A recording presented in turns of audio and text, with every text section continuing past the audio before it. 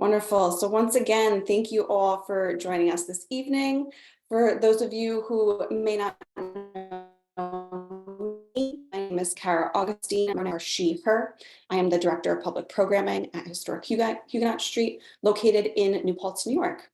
It is the mission of Historic Huguenot Street to preserve a unique Hudson Valley settlement and to explore America's multicultural past in order to understand the historical forces that have shaped America. We do this by acknowledging the efforts, accomplishments, challenges, and defeats of the people of this region through our educational programming and exhibitions. It is with gratitude and humility that we acknowledge the Sopus Munsee people and their ancestors whose homelands we reside on today. As an educational institution, we explore the lives of the Protestant European settlers who left their homes to start anew in an unfamiliar landscape. We also recognize the enslaved and disenfranchised peoples who helped build this place and fought for their freedom and their rights. Tonight's presentation will guide attendees through an array of 17th century documents to reveal a powerful story of agency and resistance. This is the story of Susanna and Anthony, the first two individuals on record to have been purchased and enslaved by one of New Paltz's patentees, and that is Louis Du Bois. This program is sponsored by Jim DeMeo, State Farm Insurance Agent, and is additionally made possible by the New York State Council on the Arts with the support of the governor and the New York State Legislature. Today's program is presented as a Zoom webinar, which means that our audience can see and hear us, but we cannot see or hear you.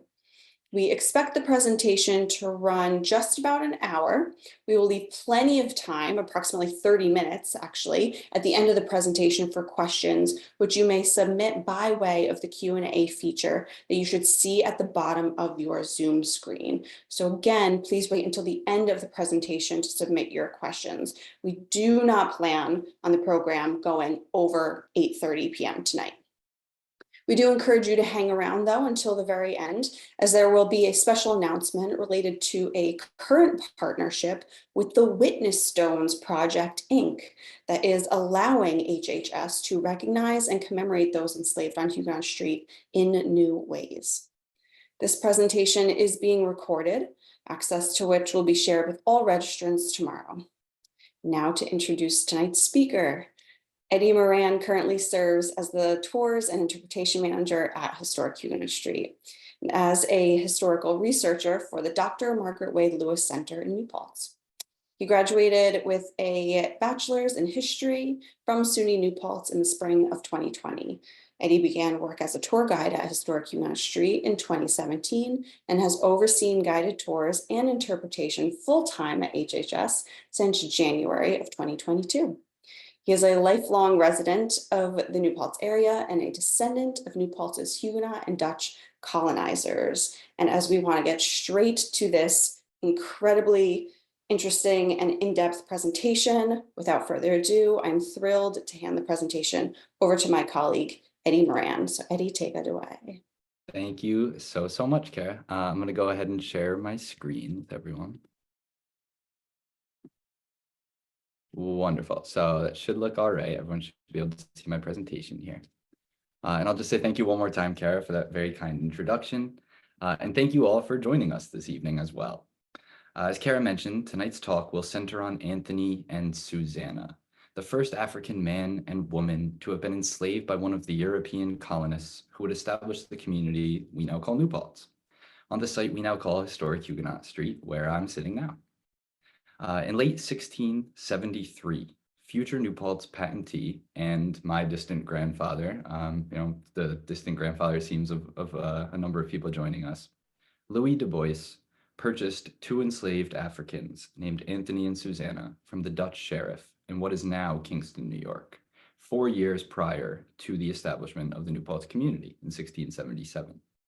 However, Anthony and Susanna never lived in New Paltz, as they instead chose to change their lot for themselves soon after being purchased by Du Bois. In other words, they self-emancipated or fled in early 1674, crossing the Hudson River and returning with the help of native people to the plantation of their former enslaver, Colonel Lewis Morris in what is now the Bronx, in an area that now bears their former enslaver's name, Morrisania.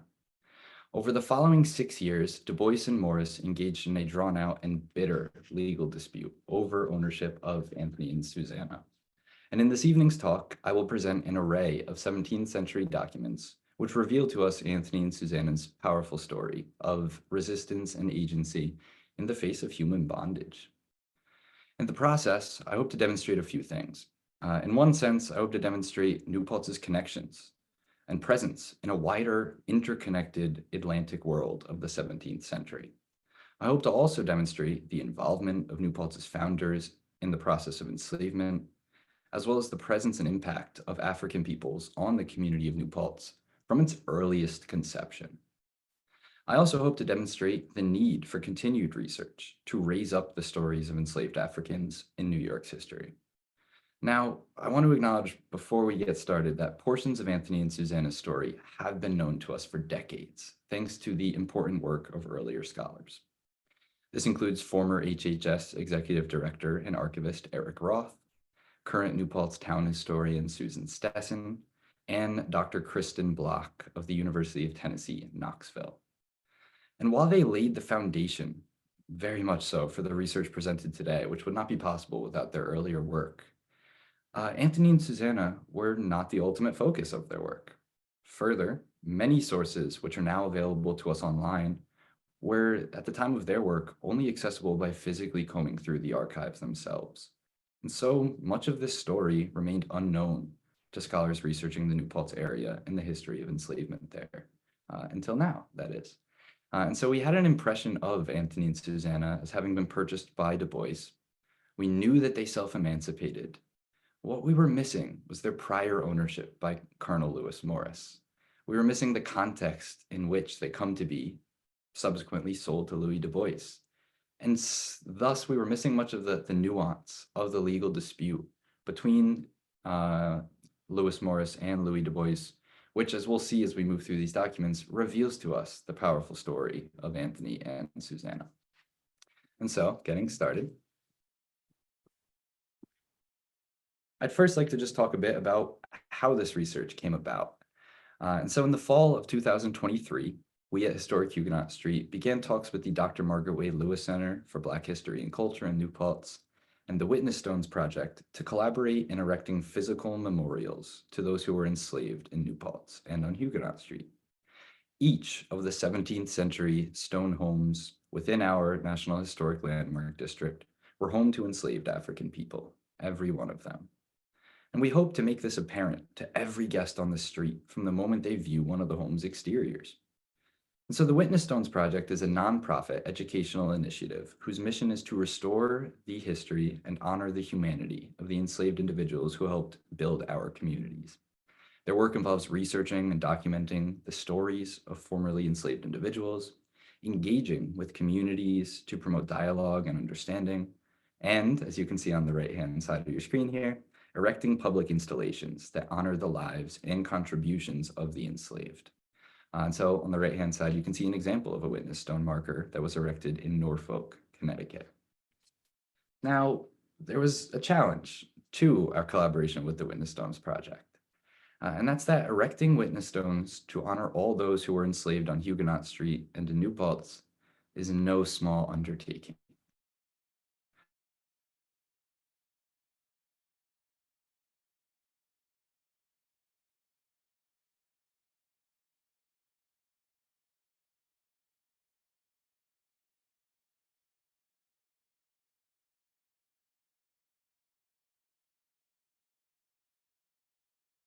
I'm wondering if folks in the chat, okay, everything has stopped. Okay, I am going to hop back on my video here. And it seems like, there we go, Eddie's back. Did I lose my connection for a second? Yes, you did. Sorry for the disruption there. Okay, good. All right, we'll get you started back up there, Eddie. Sorry about that. No worries at all. My apologies. And so, rather than erecting witness stones to all those who were enslaved in New Paltz at once, we instead decided to set about with a long-term collaborative project. A project which would begin by erecting witness stones to Anthony and Susanna as the first people to have been enslaved in connection with the community we now call New Paltz, and which will hopefully continue each year, erecting new stones for others that were enslaved in our community. And so, with more and more archival documents made accessible online each year through digitization efforts, with a foundation of research provided by earlier scholars to build upon, and this time setting out exclusively with a focus on Anthony and Susanna, we hope to not only compile the records we already knew on the pair, but hopefully to learn even more of their story in the process. And I'm thankful to say tonight we were right, and I'm excited to share a number of these further findings with you. However, before we dive into them, I want to emphasize that their story as known to us is very much still incomplete. This research will continue long after this talk, and you're all going to notice the areas of the talk tonight where further research is needed. We don't know a ton about Anthony and Susanna's earlier life. We still don't know a lot about their kind of fate after the dispute between Morris and Du Bois that we'll discuss tonight. But we have some clues. And again, I'll highlight that those are areas which we hope to continue researching to learn more in the future. And so moving to our next slide, I want to start by just providing us a bit of context. As I said, we don't know a lot about Anthony and Susanna's early life. The first thing we can say with confidence is that they were enslaved in Barbados in the 1660s by a man named Colonel Lewis Morris. Now, this means it's possible they were born in the Caribbean amid enslavement. It's also very much possible that they were born in Africa and endured the Middle Passage before being enslaved in Barbados. In the end, we just don't know yet. But we do know from court testimony, which we'll return to much, much later in the presentation, which you can see here on the right side of your screen, that a business associate of Lewis Morris, later in 1679, swore in court that, quote, the pair were brought into this country by him, unquote, meaning Lewis Morris had relocated Anthony and Susanna from Barbados to New York. You can see that little quote here at the bottom of the screen. And so I'll begin by providing some background on Colonel Lewis Morris and establishing the context from which our story of Anthony and Susanna will really begin. And we'll return to this document later in the talk. So some of you may find the name Lewis Morris familiar. The Colonel Lewis Morris of our story, who I'm distinguishing here by his title, Colonel, was the first of a long line of politically prominent Lewis Morrises in New York and New Jersey. Although no image of Colonel Lewis Morris exists, and I'll acknowledge no image of Anthony and Susanna exists, as is the case for most enslaved people here in New York. You can see here instead images of later Lewis Morrises, which is why many of you may find the name familiar. So here on the left-hand side of the screen, we have the Colonel Lewis Morris of our story, his nephew, also Lewis Morris. He eventually became Chief Justice of Colonial New York. He was a colonial governor of New Jersey. In the center, we have Colonel Lewis Morris's great nephew, a speaker of the New York General Assembly, the colonial governing body here in New York. And on the right, we have probably the most famous Lewis Morris. We have Colonel Lewis's great nephew, who was a signer of the Declaration of Independence. And so I'll keep these images up just as background as I provide a bit context about our Colonel Lewis Morris, who is going to be a center of this story. And I'll mention just quickly that his nephew, the Lewis Morris we see on the left-hand side of the screen, is going to be relevant in this story as well. So who was Colonel Lewis Morris? He was originally from Monmouthshire in Wales. He and his brother, Richard, had fought on the side of Parliament in the English Civil War. And after the war, both purchased estates on the island of Barbados and relocated to the West Indies in the 1650s. Both Lewis and his brother Richard would become prominent enslavers, involved in the production and trade of rum and sugar in the Caribbean, with extensive political connections throughout the English colonial Atlantic. Lewis supported Cromwellian England's expansion into the islands of Jamaica and St. Lucia in the 1650s and 1660s, and he became one of the most prominent Quakers in the Caribbean following his conversion in the same period. Now, while he's established in Barbados in the 1660s, the context of the colony in which we now are, the colony that becomes the state of New York, changes. In 1664, what had previously been a Dutch colony, New Netherland, becomes the colony of New York following its seizure by the English. And in the following years, Lewis and Richard Morris spot this as an opportunity. The new English governance in this colony gives them an opportunity to expand their business interests here from the Caribbean. And so Lewis Morris's brother Richard relocated to colonial New York by 1668. And he was administering not only his own business activities, but he was acting as an agent representing the expanding business interests of his brother and was acquiring further holdings for Lewis in New York. In 1668, Richard purchased land in the Bronx on Lewis's behalf, in the area that would later bear the family name as Morrisania. In 1670, Richard signed a contract with his brother Lewis, allowing Richard to reside on the estate that Lewis owned, which would become Morrisania. Richard continued to administer both his brother's businesses and to expand his own holdings in the colony over the next 2 years. Although it's not known precisely when Anthony and Susanna were relocated to New York by Lewis and Richard, it is likely sometime in this period, between 1668 and 1672, that Anthony and Susanna were, I'll quote Walter Webley, Lewis's business associate again, were, quote, brought into this country by Lewis, as would later be stated in the court record we'll return to. Now, despite their expanding business interests here in the 1660s, the early 1670s, this expansion was halted. And it was halted first in 1672, when Richard and his wife unexpectedly passed away.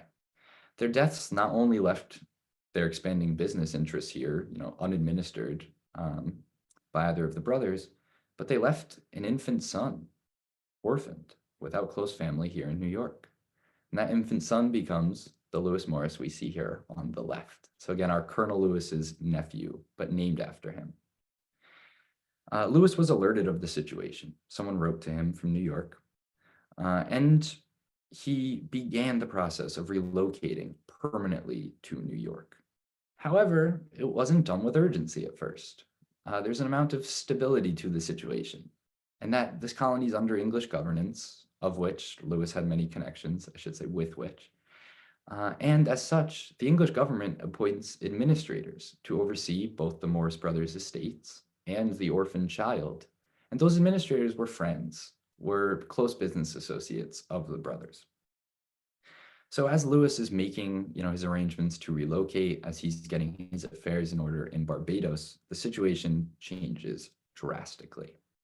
And that's because the English were ousted from the colony once again in 1673 by the Dutch amidst the Third Anglo-Dutch War.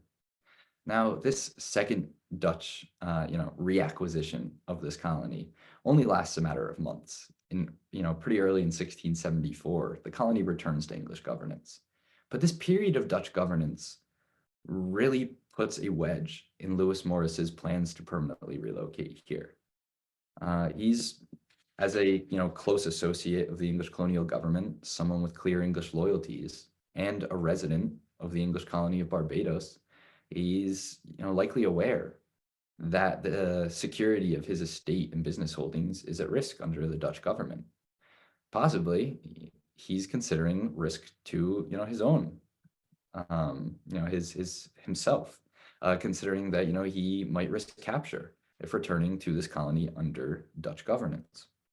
And so instead of arriving into the colony, he actually stops at other land the Morris brothers owned in what's now Oyster Bay on Long Island, at the very edge of the colony. And he's forced from there over a period of months in 1673 to negotiate with the Dutch government to allow him to safely come into the colony and rectify this situation. And I mentioned, he's likely stopping there at Oyster Bay because he's concerned about risk to his property. And as we'll soon see, he was correct. Amidst this context, I'm going to head to the next slide. Amidst this context, the document we see here was published. And so you can see the document here on the left-hand side and a transcription here in the center of the screen. The document seen here, which is preserved in the New York State Archives and is dated September 20th, 1673, is titled proclamation confiscating all property in New Netherland belonging to the kings of France and England or their subjects. As you can see in the highlighted portion of the document, newly appointed Dutch Governor Anthony Colve and his Council of War ordered the seizure of all land, belongings, and property owned by the King of England and his subjects. And as we will soon see, this included human beings held in bondage. As Colonel Lewis Morris had not yet relocated to the colony and was thus a resident of Barbados, clearly aligned with the English government, sometime before November 1st, 1673, when this document is published, the Dutch seized the estate of Colonel Lewis Morris in the Bronx, including those humans he held in bondage there, as we will soon see, including Anthony and Susanna. How do we know this? Well, the document you see here is actually the document in which the Dutch government are appointing their own administrators to oversee the orphaned Lewis Morris, the son of Richard, and to oversee the brothers' business interests, their estates here. And the document in the highlighted portion references, I'll read it quickly. Colonel Lewis Morris, a resident of the island of Barbados in the Caribbees, whose estate, by the proclamation dated the 20th of September last, is confiscated for the behoof of the government. And so we know his property is confiscated in this period. As further documents will show us, as I said, the seizure included Anthony and Susanna. So, the next question becomes, right, what happens to Anthony and Susanna after they're seized by the Dutch? The document shown here gives us an idea. It's dated November 16th, 1673. It is a letter written from the Dutch provincial secretary, Nicholas Baird, to Isaac Grevery, the Dutch sheriff at Esopus, the area we now call Kingston, New York.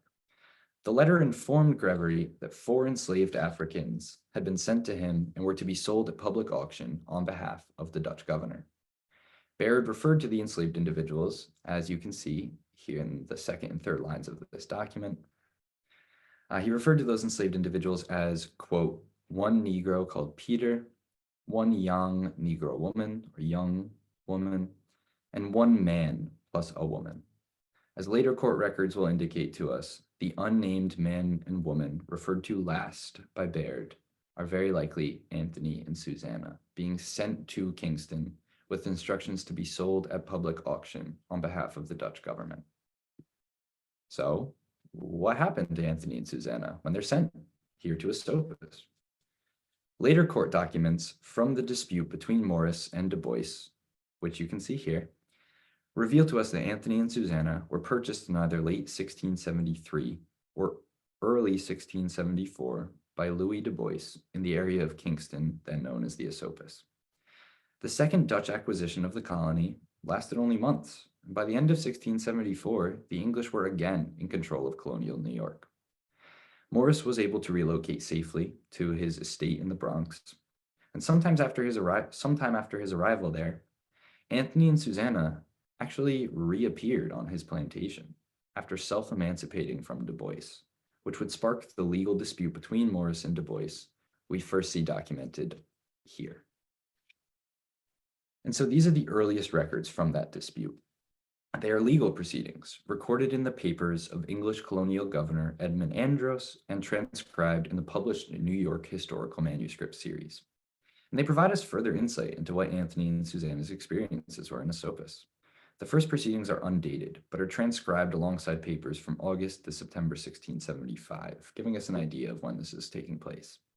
They contain a complaint from Gabriel Minviel, who is the attorney acting on behalf of Louis Du Bois, and we see that complaint on the left-hand side, as well as a response from Minviel to a complaint previously placed by Morris, which is what you see on the right. And so I'd like to first, before I read this, take a moment to ask who was Louis Du Bois? Louis Du Bois is described in contemporary documents as a Walloon, a French speaker from what we would now call Belgium. He was originally from the region around the city of Lille in the French-speaking region of Flanders, which is now in northern France, but was under Spanish control, along with much of modern-day Belgium in the first half of the 17th century. Du Bois and his family had first relocated in the 1650s to the city of Mannheim and the state of southwestern Germany known as Die Pfalz, from which New Paltz would later take its name. By 1663, they relocated again, this time to New Netherland, eventually settling in the small village of Hurley in the Esopus region. And so I'd like to read for you all the complaint seen here on the left.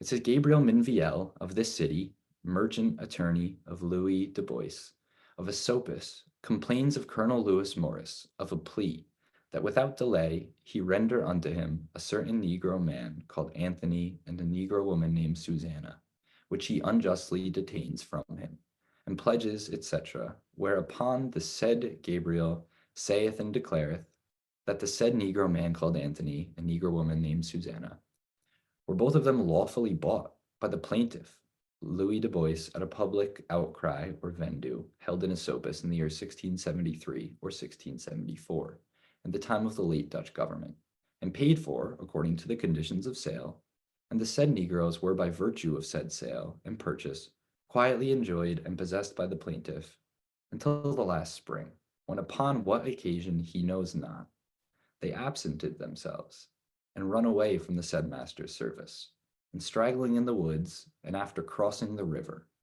were by some Indians directed to Colonel Morris, their quondam master's plantation, where it's supposed yet they still remain.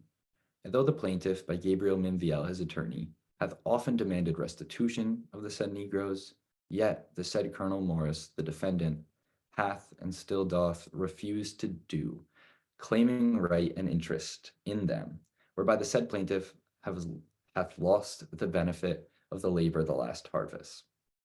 And so, the 1675 complaint, what's Du Bois's lawyer saying?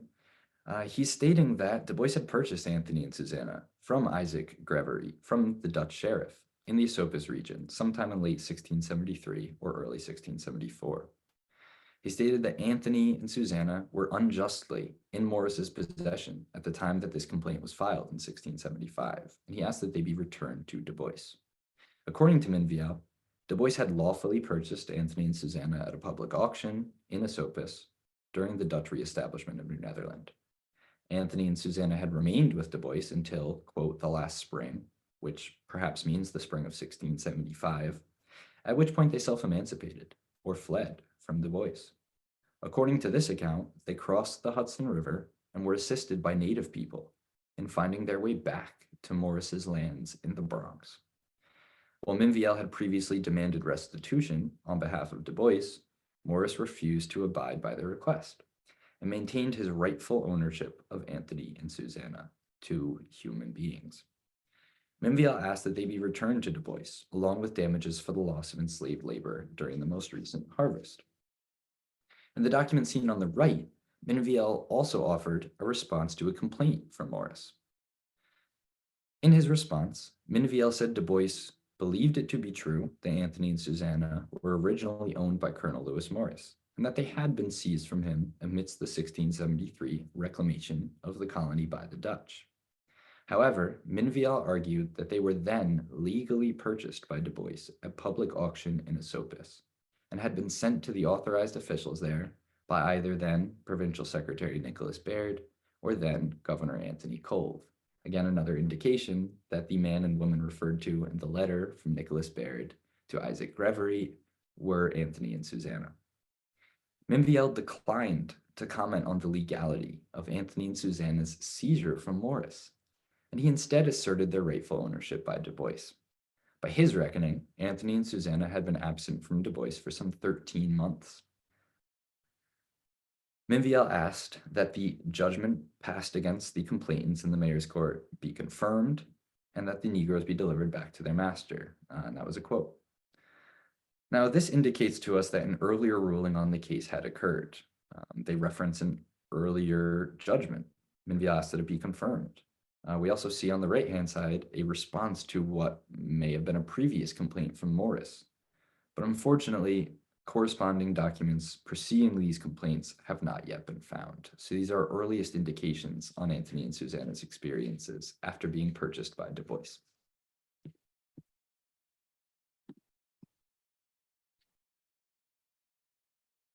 Now, I'd like to take a moment to just consider the scale of the journey that they made. Many of you joining us tonight are likely familiar with the journey from the Mid-Hudson Valley to New York City. As you can see on the map here, that was a journey of some 79 miles. The prospect of making that journey on foot, or perhaps by canoe with the help of native people, in the face of violent consequences if recaptured, is in itself an incredible testament to the ever-present human desire to be free, as well as to the exercise of agency by enslaved people in all settings. We may also wonder, why did they return to the property of their former enslaver? And while we don't know for certain, I believe separation from family or community is the most likely reason.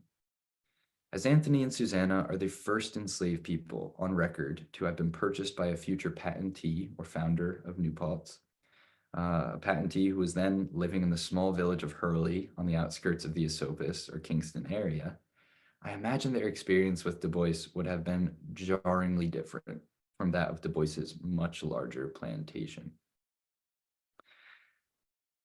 They may have had familial connections to other enslaved people owned by Morris, maybe even family connections going back to Morris's holdings in Barbados. Or they could have made connections with other enslaved people on Morris's property in New York, or others enslaved in an accessible vicinity to his plantation.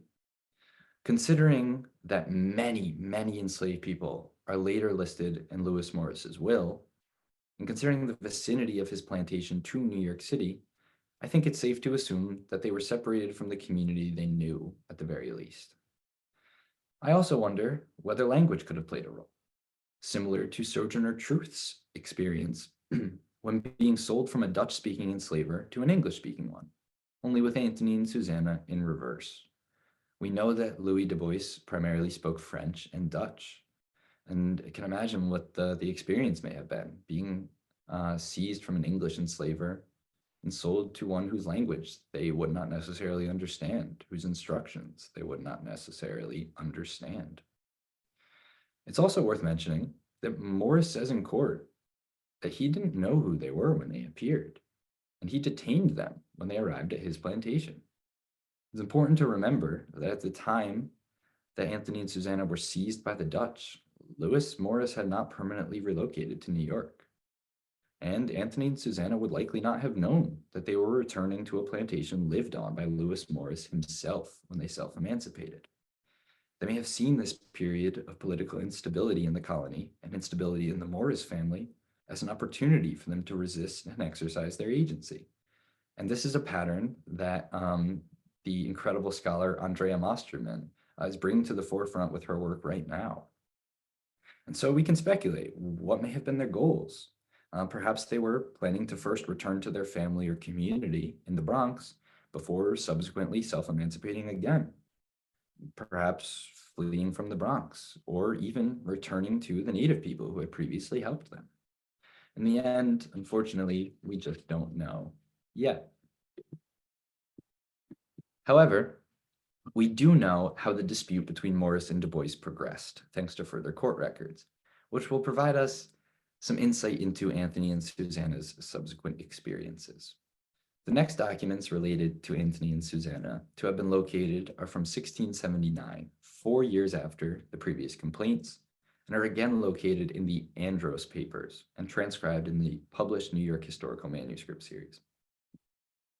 It's worth noting that in the period between the documents seen here and the previous complaint of 1675, Du Bois and 11 of his family members and associates signed an agreement in 1677 with sachems of the Esopus tribe to reside on nearly 40,000 acres of their land south of the Esopus region. A patent was then granted by the first proprietary governor of New York, Sir Edmund Andros, who will continue to play a large role in the dispute between Du Bois and Morris. And soon after, Du Bois and his associates began to erect homes on the site we now know as historic Huguenot Street. And so it's important to keep in mind that these final proceedings are taking place after the establishment of the New Paltz community, again, showing the involvement of New Paltz's European founders in the process of enslavement and holding other humans in bondage from the earliest conception of the New Paltz community. And so the next court records to survive, I'm going to zoom in a little bit here. The next court records to survive are from 1679. The first one you see on the top left-hand side of the screen here is titled Plea of Lewis Morris in the Preceding Case, and is dated December 30th, 1679. Beneath that, we have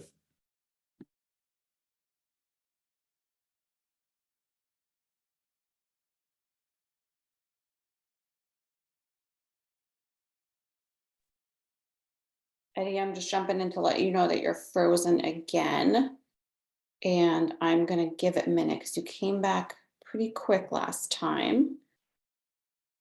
And we will see what happens.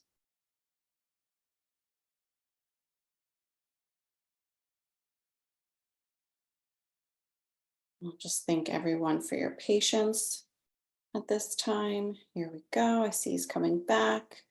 so sorry.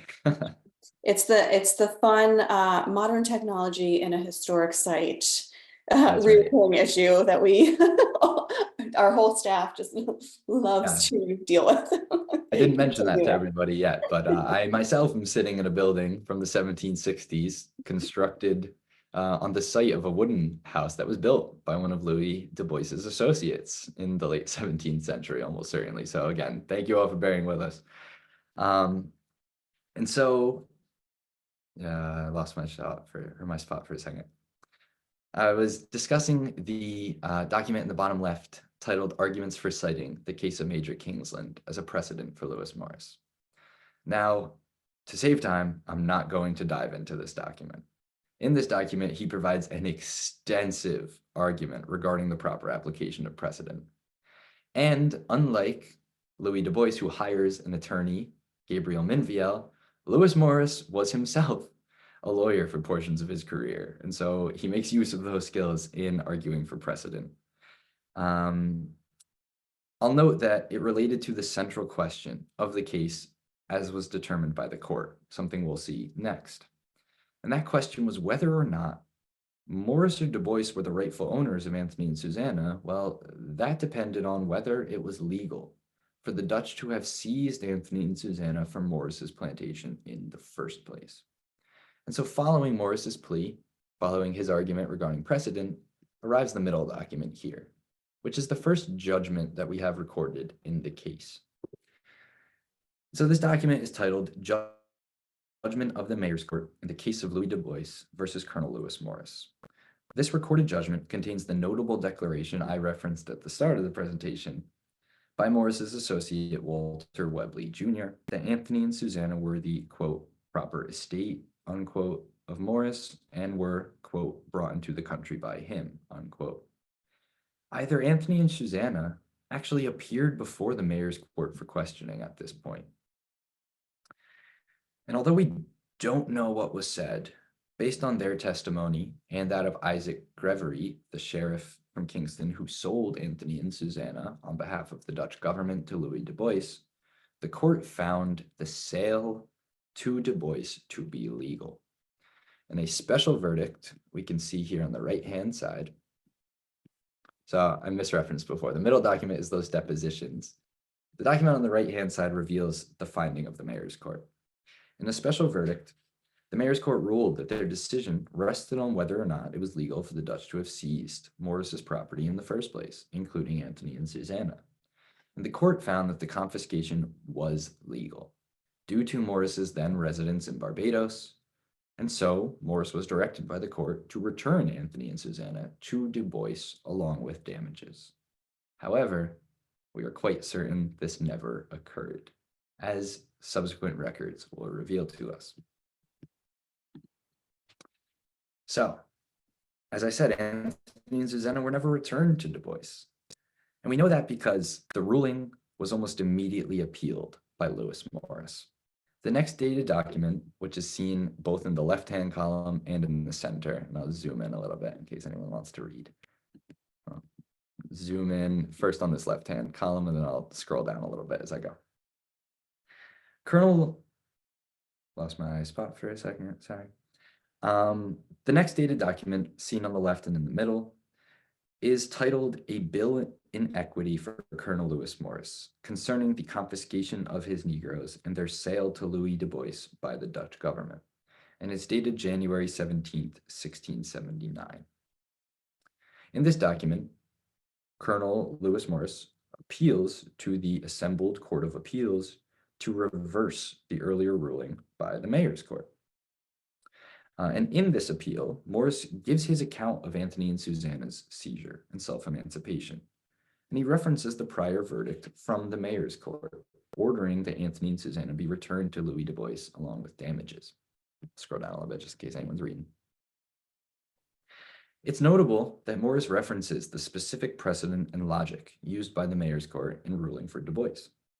It's also notable that Morris claimed Anthony and Susanna returned to his plantation on August 13th, 1679. Later, he stated that, quote, about the month of January 1679, unquote, he was sued by Du Bois in the Mayor's Court. I'll just scroll over in case anyone's reading. However, we already looked at those documents amid the Andros Papers of 1675, in which Du Bois had sued Morris in the Mayor's Court. And so there's clearly discrepancies with the dates given in these documents. These dates do not align with one another, nor are they consistent with the proceedings compiled in the Andros Papers for 1675 that we previously looked at.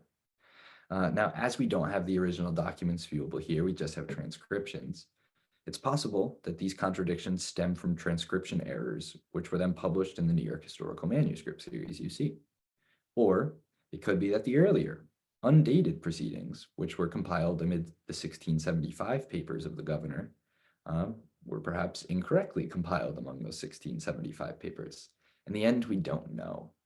And so regardless, what we do know is that in this Bill of Equity, Lewis Morris asked that the Court of Appeals reverse the earlier judgment of the Mayor's Court. And he goes, oh, I went too fast. He goes one step further as well. I'll zoom in here on the right. In another letter, seen on the right-hand side and dated January 18th, 1679, so only 5 days after the Bill of Equity, Morris wrote directly to Governor Edmund Andros to again request an appeal of the case. And I'll just highlight for a second the fact that both Lewis Morris and Louis Du Bois had close connections with the English governor, Edmund Andros. Perhaps Lewis Morris closer than Du Bois. We know that Lewis Morris actually hosted the English governor, Edmund Andros, in the 1660s on his plantation in Barbados when Andros was visiting the island. We know that the pair stayed in contact and kept business associations afterward. We also know that Governor Edmund Andros is the English governor who grants the patent for the establishment of the community of New Paltz to Du Bois and his associates. So it's fascinating to think about his prior engagements with these two individuals before becoming really the deciding factor in this case. And we know that his appeal was granted. However, before we proceed with the final court documents, before we discuss the outcome of that appeal, I'd like to present 3 documents which, rather than located in published manuscript series from the New York State Archives, rather than the original documents located in the New York State Archives, these 3 documents were instead located in the archives of Ulster County, New York. And they provide us insight as to Louis Du Bois's intentions upon Anthony and Susanna's return following the ruling of the Mayor's Court. So again, the Mayor's Court ruled that Louis Du Bois was the rightful owner of Anthony and Susanna. And we can see from these documents what he planned to do next. And the document on the left-hand side, and these are transcriptions, but on the next slide, I'll show you all scans of the originals. The document on the left-hand side dated August 11th, 1679. Du Bois and his father-in-law, Matthew Blanchard, appeared before the government-appointed secretary for Kingston, New York. Du Bois reported selling Anthony and Susanna to Blanchard for 800 guilders. He specified that Anthony and Susanna then remained in the possession of Colonel Lewis Morris, despite the earlier Mayor's Court ruling. So again, this is our confirmation that they were not relocated to Esopus after that ruling. And the document says that Blancham was obligated to pay Du Bois even if he were unable to gain possession of the pair due to, quote, accident or other cause, unquote. Du Bois likely proceeded with this sale under the impression that he had won out in the mayor's court. I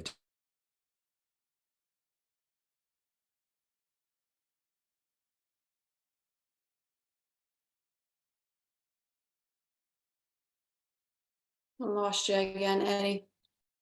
I'll give you a minute, hop back on.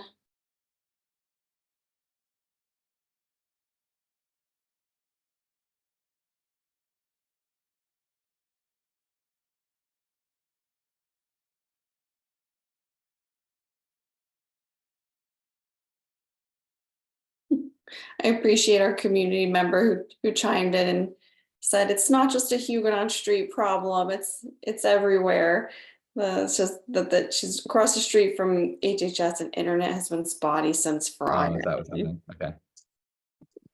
So again, thank you everyone for your patience and Yeah, thank you all. interest and persistence. And I know that everyone's staying on because this is so incredibly engaging. So Eddie, I'll let you take it back over. I deeply apologize. Yeah. So on that same day that Du Bois reported the sale of Anthony and Susanna to his father-in-law, he also reported the sale of another enslaved man named Mingo to two residents of Kingston, Suverian Tenhout and Thomas Harmonson, for the sum of 1,000 guilders. However, as you can see in the document on the right-hand side here, 5 days later, on August 16th in Kingston, Jacobus Elmendorf bought the rights to the earlier purchase made by Harmonson and Tenhout. So he became instead the party with Du Bois purchasing Mingo. And in doing so, he agreed to pay Du Bois the sum of 1,000 guilders for Mingo. Now, fascinatingly, the author first wrote the name Anthony before crossing it out and instead writing Mingo in the margins. And you can see that noted in an annotation at the bottom of the transcript on your right, and I'll zoom in on the original document on the next slide in a moment. So these documents demonstrate a few things for us. In one sense, they demonstrate the extensive involvement of New Paltz's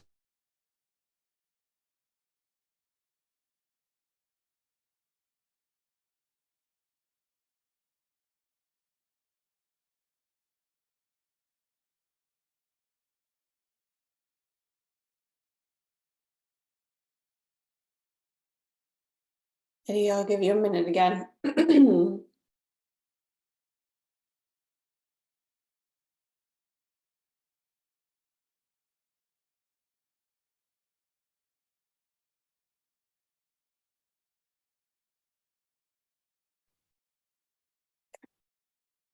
So sorry again.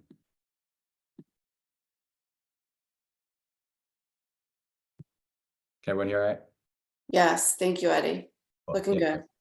Yep, you I can see a see slide and everything. Anthony's name crossed out here in the center and replaced by Mingo on the left. So continuing with the dispute between Morris and Du Bois, thankfully, we are able to get an idea of the outcome of the case from surviving documents.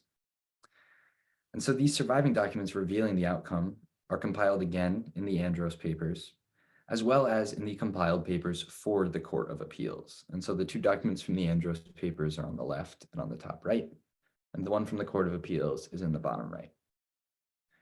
And so as seen in the document on the left, the governor and his council ordered that the, quote, grant for an appeal be presently suspended.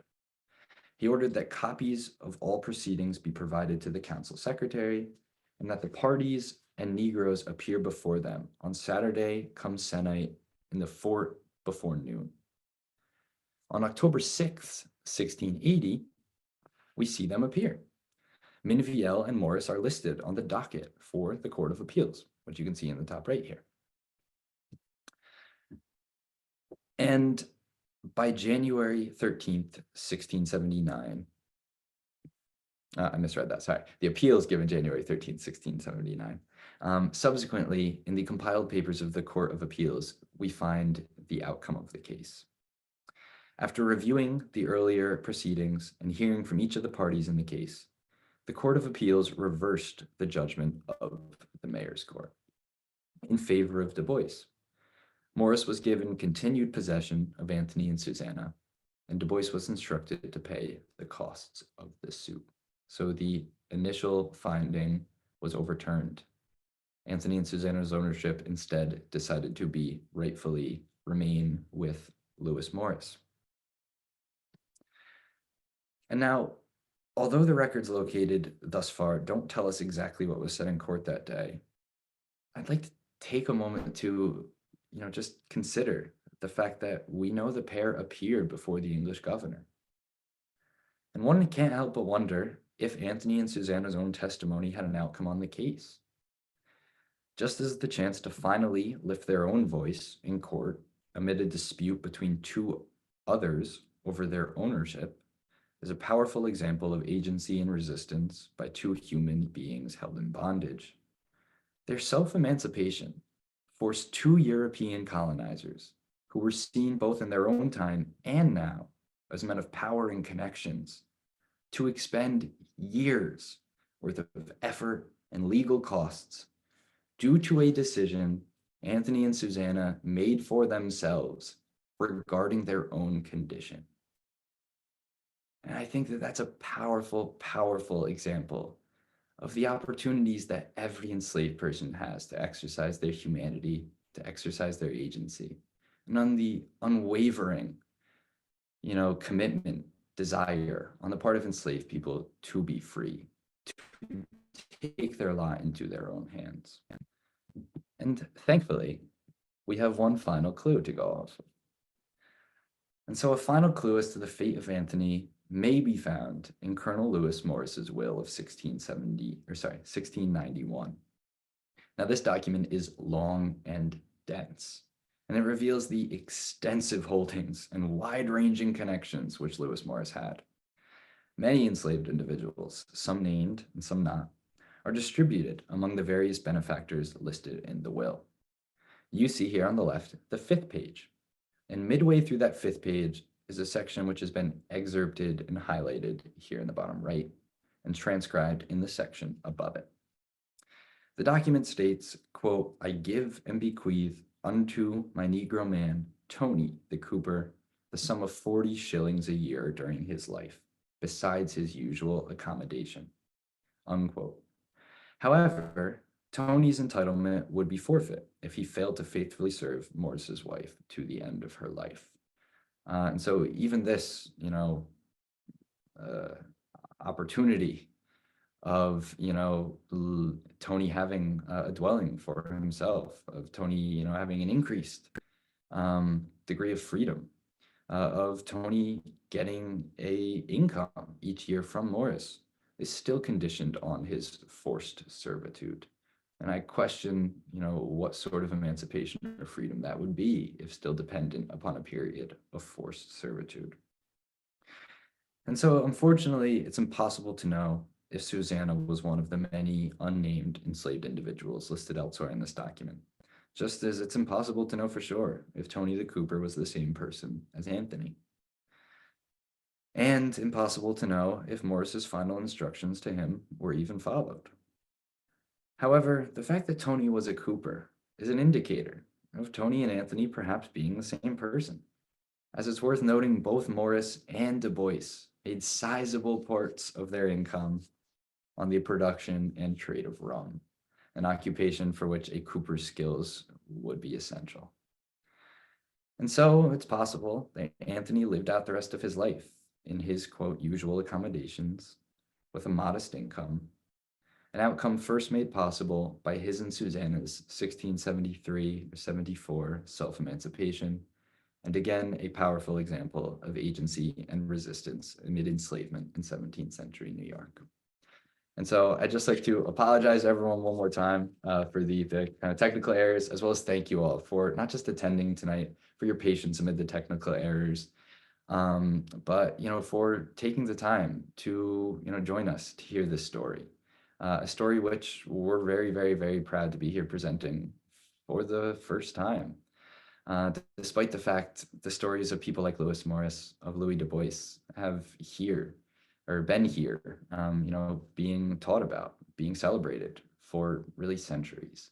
And so I'll thank you all one more time, and I would be more than happy to answer any questions as well. Thank you, Eddie. That was fantastic, regardless of any technical issues that we experienced.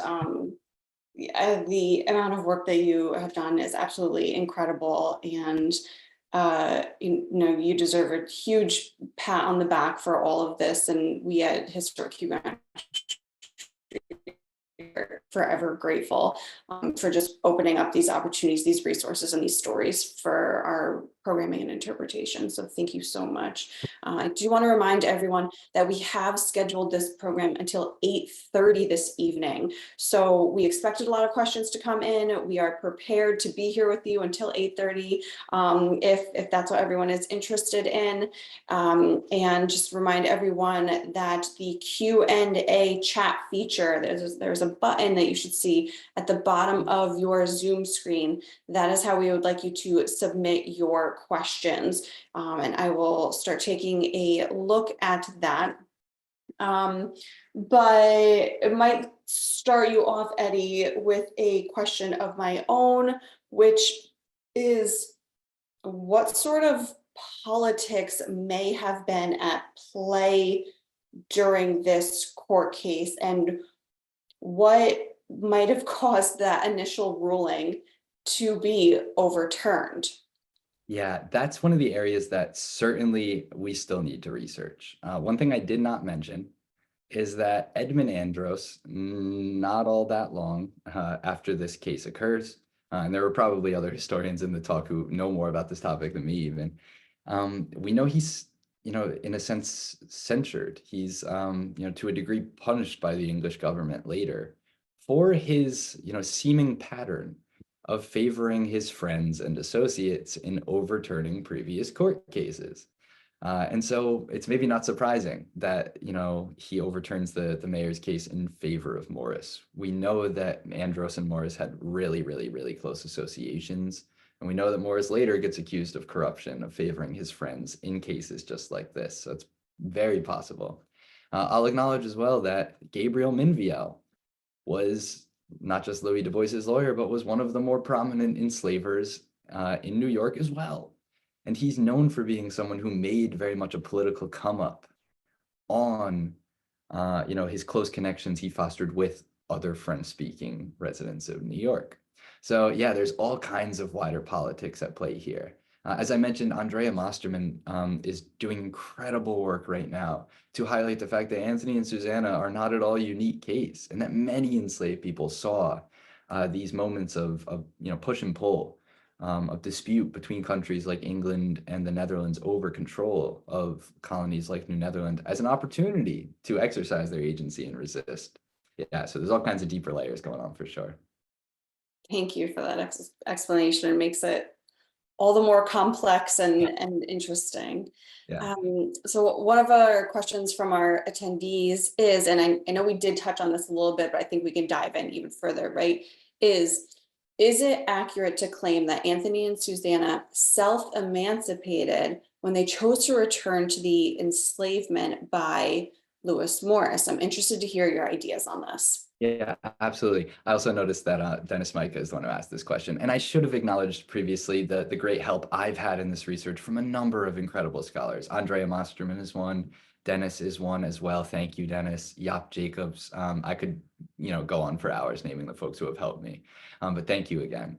And yeah, I don't know that it's accurate. That's something I considered going into this.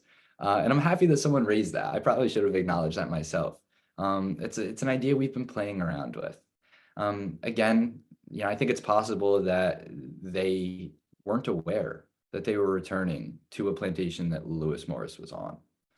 There are some indications in documents that we've begun to compile, but that haven't kind of fully been analyzed and fit into this wider story yet, that there are other instances of resistance happening on the Morris family's plantation in this period. There is a reference to a riot, I believe is the wording that's used, and to a crime supposedly occurring on that plantation. in the time that Lewis Morris is trying to relocate here. We also know that in this period, one of the Morris's business associates actually takes a number of their movable property and attempts to hide it in a bay in Connecticut. And that ends up being found by looters. So, Anthony and Susanna may have been expecting to return to the Morris plantation, thinking that this was a time of, increased resistance, maybe on the part of the enslaved people there. And in that case, I think it would be accurate to call it self-emancipation. But it's also entirely possible that they were choosing to return to a different context of enslavement, that they were choosing to return to enslavement on a plantation in which they had family and community. This is the explanation that, I give last always, but it's possible that there may have been a difference in treatment between the two individuals as well.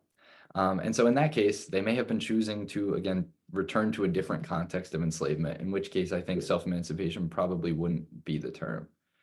So again, yeah, thank you for raising that question. I suppose in future instances of discussing this, I should highlight the fact that we're not sure if that's the right term and these other possibilities involved as well. Yeah, thank you. It is fascinating to explore all of these possibilities too. And like you've already mentioned a number of times, Eddie, there are things that we may never truly know. All we could do is keep speculating and digging and doing the research, and hoping to find out more along the way, and Yeah. add to the incredible work that you've Yeah. already done. And that raises a really important point that we may not always know. And it's easy to take for granted, especially as someone in my position, right? That we do know. I'm always careful to highlight on tours the fact that we look at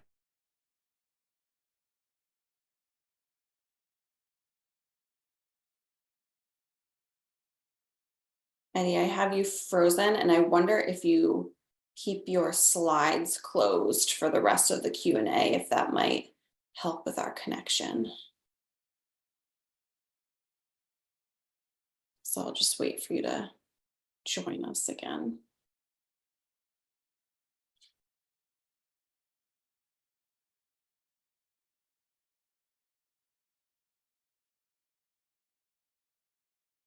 Perfect. Great. anyways, yeah. Continued questions. Thanks, Eddie. All right, another question from one of our attendees this evening is it known how many enslaved individuals Louis Du Bois would go on to have in his lifetime? Yeah, I would have to, we certainly do know that. I would have to just check my records again. Frankly, it's like right in the documents I have saved on my computer. So yeah, shoot me an email and I can let you know for certain. We probably, we'll only be able to take our kind of best estimate of how many total people he enslaved based on what we do have recorded, with the understanding that there probably were other enslaved people he owned that weren't recorded. But one of the best records to look at would be the New York State Archives, where you can look up, or not the New York State Archives, sorry, Ulster County Archives, which many documents have been digitized, and you can look up Du Bois's name, see all related documents related to people he enslaved. I would have to double check on the year that Louis Du Bois passes away to know whether he appears in the 1709 census we have, which is really the first kind of cohesive, not census, tax record, but it's the first kind of cohesive recording of enslaved people in the community. So yeah, I'll double check on that. Shoot me an email. Thank you, Eddie. Perfect. Let's see here. Now, someone asks, did this couple have children? And I think it's important to note that I don't believe there's any evidence that Susanna and Anthony were in any sort of romantic relationship. Would that be accurate, Eddie? Yeah, we don't know. There's a possibility that they were, and in the case that they were, children that they had been separated from would be an incredible reason for which they would have self-emancipated, maybe, for which they may have returned to Morris's plantation. It's also possible that they were, related somehow, some other way, maybe siblings, family members. It's also possible that they were just, two people in a similar condition with a similar experience. And family separation being oftentimes endemic to enslavement, those types of crafted community, of crafted kinships become really essential to the enslaved experience oftentimes. Sure. And I think this is a semi-related question from another one of our attendees. and that is there any chance of someday tracking Anthony or Susanna's descendants? So something that organizations like Historic Huguenot Street, like the Dr. Margaret Wade Lewis Center in New Paltz are working towards, right? Is tracking descendants of the folks who were enslaved here. I mean, that has yet to be explored, right? That what sort of a possibility is there of that? Yeah, I mean, I don't want to say impossible, probably one that would be a bit far off in the future. So being that it would, take being able to find documentation of their, subsequent children and later generations of their descendants up to the point of emancipation, which for most people of African descent comes between the years 1799 and 1827 here in New York, so much, much later. Mm, So it's possible, but we'd have to be able to establish a kind of chain of descendants from then to the point of emancipation. And then from there, it's important to remember that people of color, as they're freed in New York, they're freed in New York gradually. Even the process of emancipation in New York oftentimes separated families. And so oftentimes those individuals are in similarly, maybe not similarly, it's not the right word, but they're in challenged circumstances, facing systemic obstacles even after being freed, which mhm, subsequently then poses a record to, or an obstacle to us finding records about them as well. But there's a way in which you can help with this sort of work. And it's not only by supporting us with this research we do, but by also supporting the Dr. Margaret Wade Lewis Center here in New Paltz, which has already begun to, connect descendants of some of the historic enslaved people in our community. mhm, So yeah, that's an incredible question. Thank you for asking that too. mhm. I do have a few knowledgeable folks here popping up and saying that Louis Du Bois passed in 1696. Okay, yeah. They So say. he wouldn't appear in the 1709 tax record. I would have to look at specifically like what documents related to his death exist. Mhm, So if we have an estate inventory, if we have a his will surviving, those might give us indications, but it will be a little bit more challenging to find exactly how many enslaved people he owned because he wouldn't be recorded in that 1709 tax record then. Yeah. Now, how long were Anthony and Susanna physically with Louis Du Bois? We don't entirely know. It's something I've considered a bunch of times without really being able to figure it out that Louis Du Bois himself doesn't seem to remember when he purchases the pair. That's a possibility. Um, I also am considering the possibility that perhaps he's referring to two different calendars.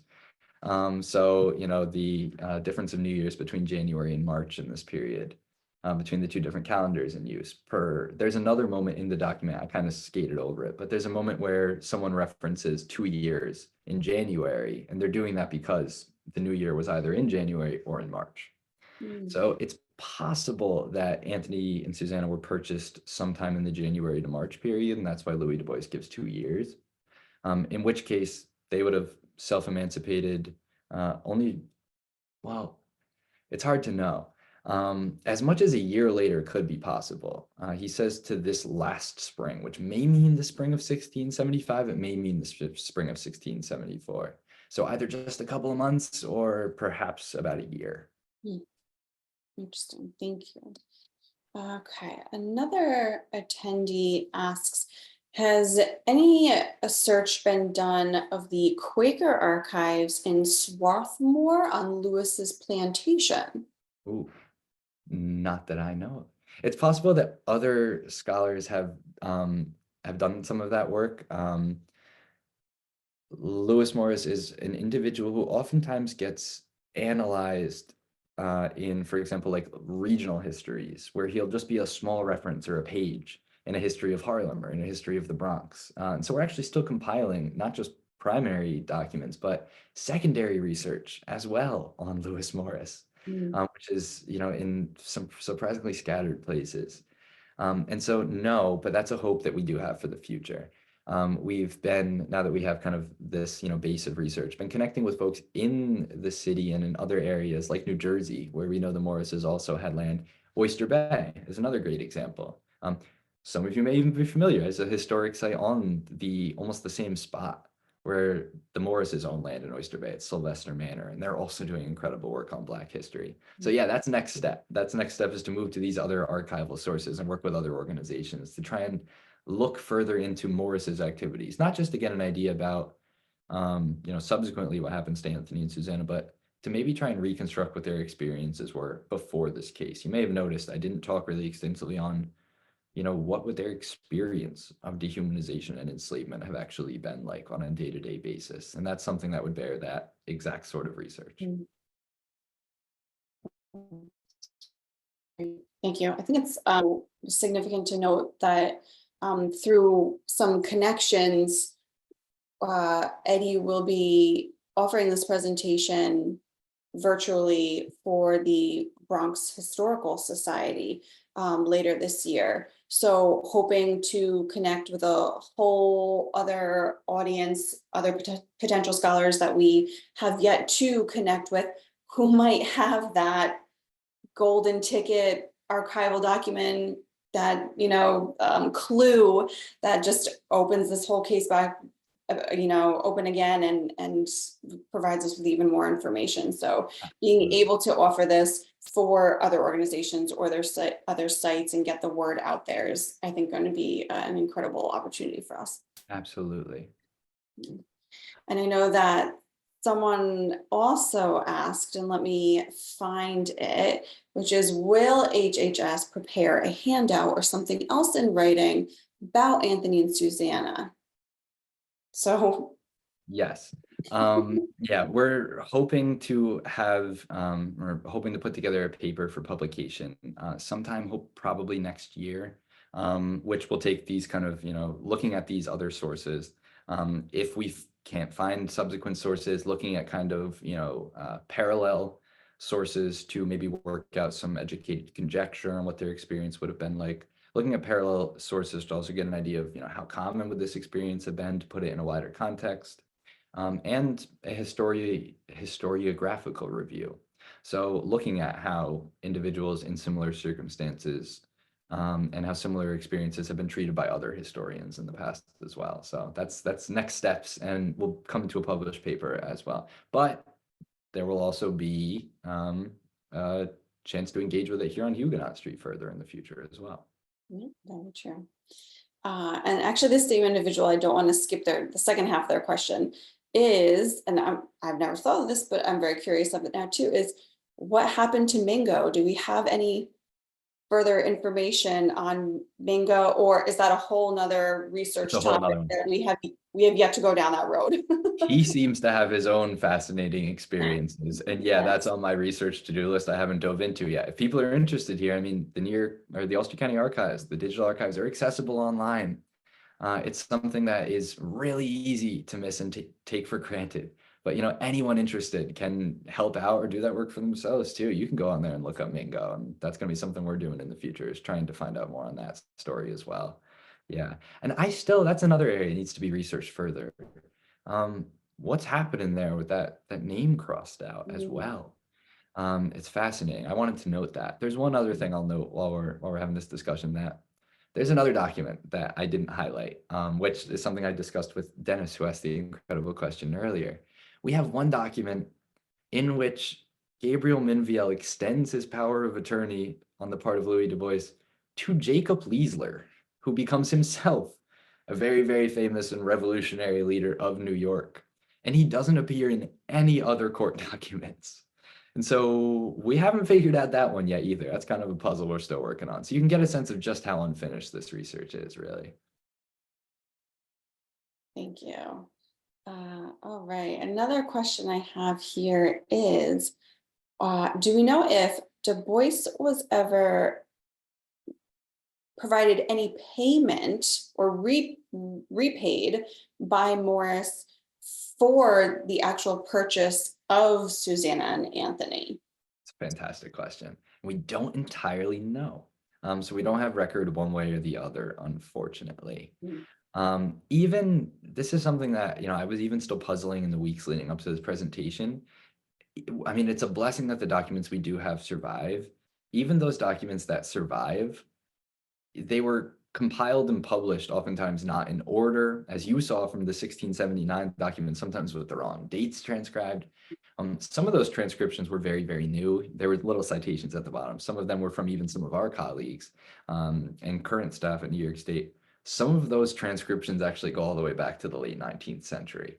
So yeah, so some of those sources are still, even the records we do have take themselves a lot of kind of, puzzling to place together and to work out. And so unfortunately, we only have these court records. And, it's not that we won't continue trying, but just to emphasize how blessed we are to have the records we do have thus far. Yeah, it does. And again, it's more speculation here, but it seems unlikely in just the pure, reasoning that when this court case was finally concluded, Louis was actually required to pay the entire amount due for those proceedings, right? So it's like, what's the likelihood? I don't know, that Morris would then turn around and say, well, here, I'll reimburse you. And who knows, but I wonder what the cost of I mean, because the case drags on for some 5 years. And yeah. again, I think that's what really makes the case so powerful, is the fact that you have these two individuals, right, who are set in the eyes of the law and the eyes of Louis Du Bois and Lewis Morris to not even be people, right? They're considered livestock. They're considered chattel. And yet they not only make a decision for themselves that changes their lot, but they force these two men who see themselves not just as humans in contrast to them, but as the most powerful and capable humans, to contend with their actions, which would be not just extremely inconvenient for them, but would cost them greatly for 5 years. I think it's incredible.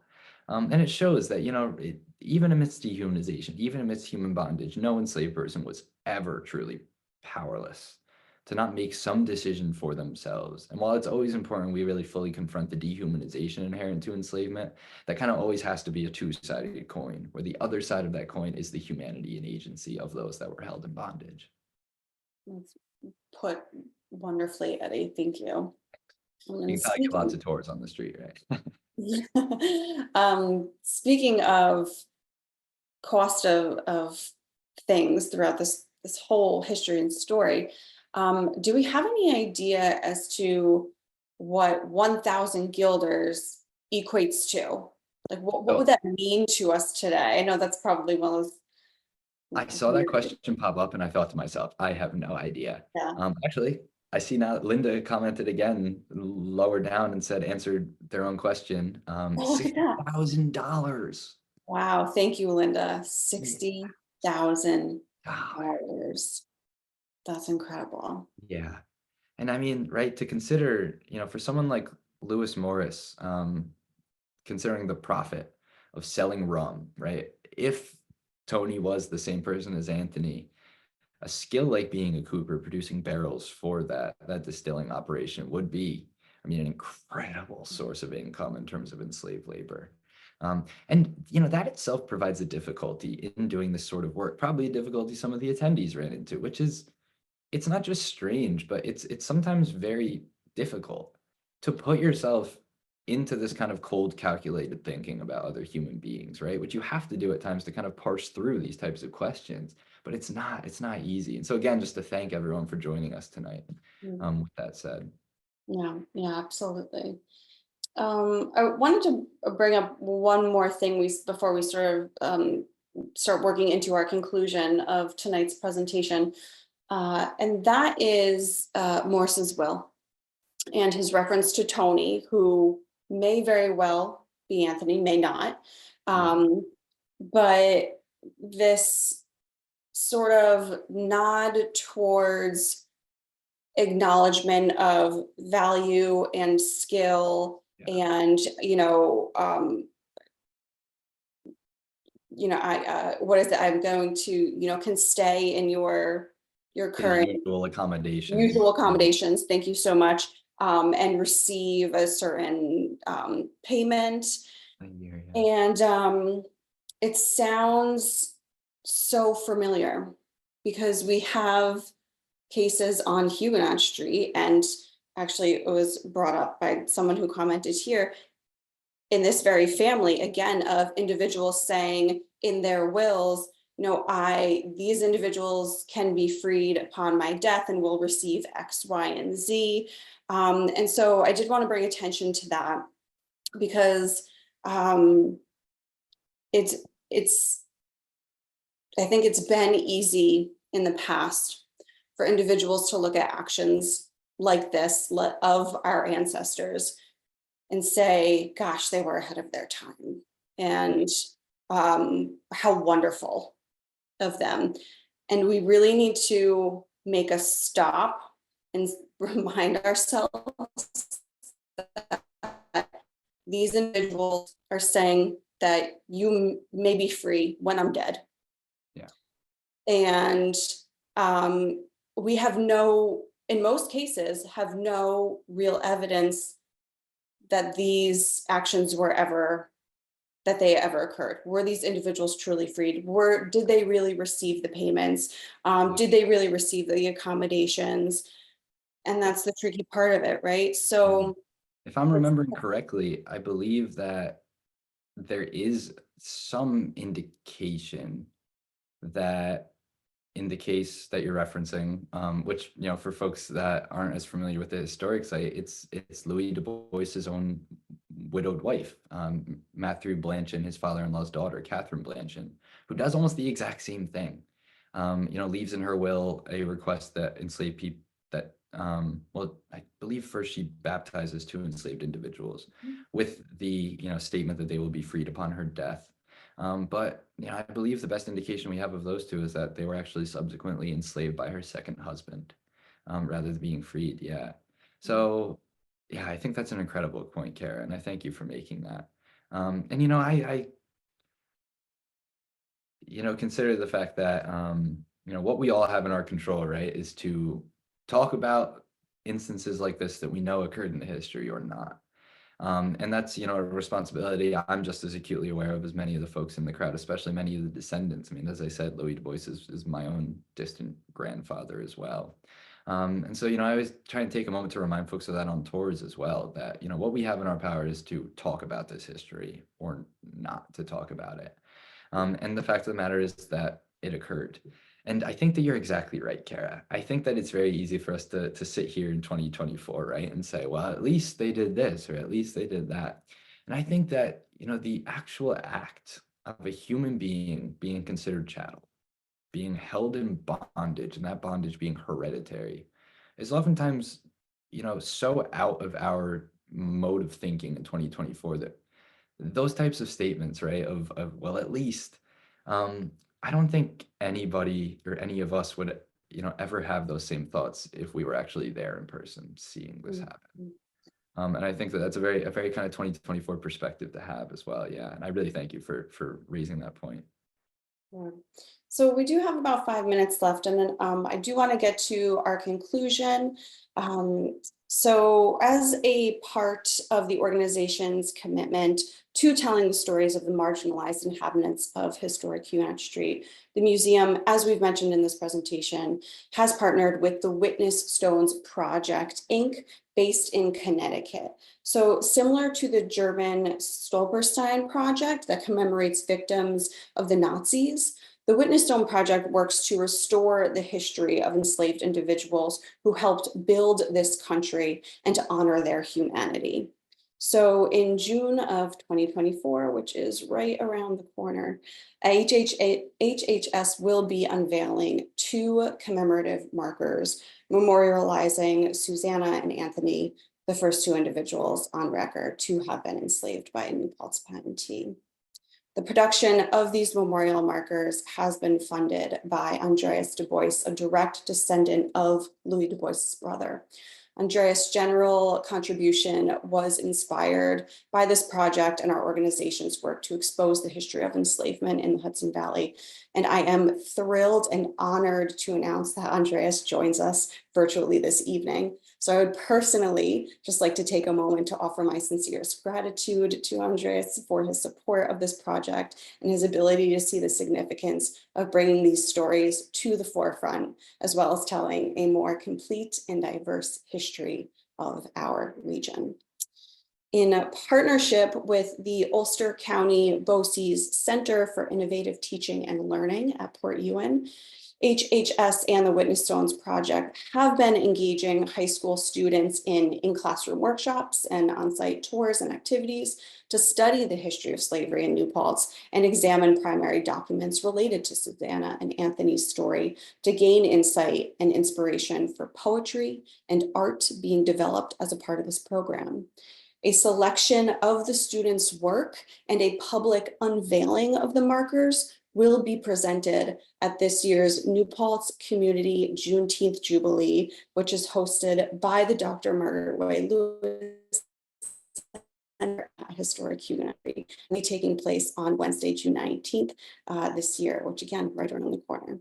This is a free community event over the course of the next few weeks. A full schedule of presentations and programming for this event will be made available on both HHS and the Margaret Wade Lewis Center's websites. So we encourage you all to be on the lookout for that. It should also be mentioned that this is only the beginning of our partnership with the Witness Stones Project, as archival records indicate that every patentee family would go on to become enslavers. Over the next several years, we intend to memorialize many more individuals who were enslaved here and develop relevant programming that supports community efforts to reckon with this difficult and complex past.